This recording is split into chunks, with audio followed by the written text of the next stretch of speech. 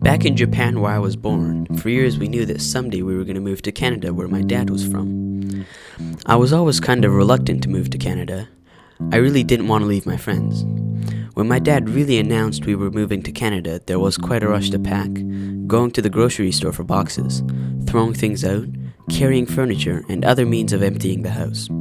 Unfortunately, I had broken my arm before the move and was unable to help with majority of the move, except for small chores like running to the closest vending machine to get as many bottles of water or sports drinks as possible with the 1,000 yen my dad would give me.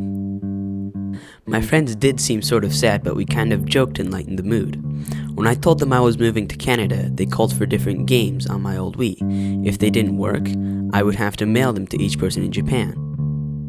After the first few weeks in Canada, our English improved a lot, but despite the boost in our English skills, I was still struggling in the grade 6 curriculum, particularly French class.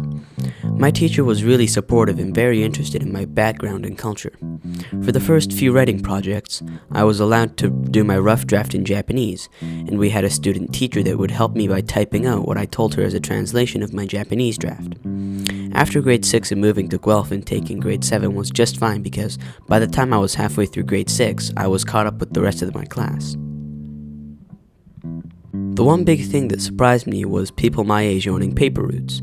The newspapers in Japan were delivered to people with subscriptions in the morning and that was it. I had never seen anything like that, but last year I got one of my own and really enjoyed doing it. It was the first sort of accomplishment I had. My dad told me I was the third generation paperboy in the family. It's important to me to keep up in school. I want to be ready for high school next year. Right now in grade 8, I'm right up to the rest of my grade in classes and doing fine.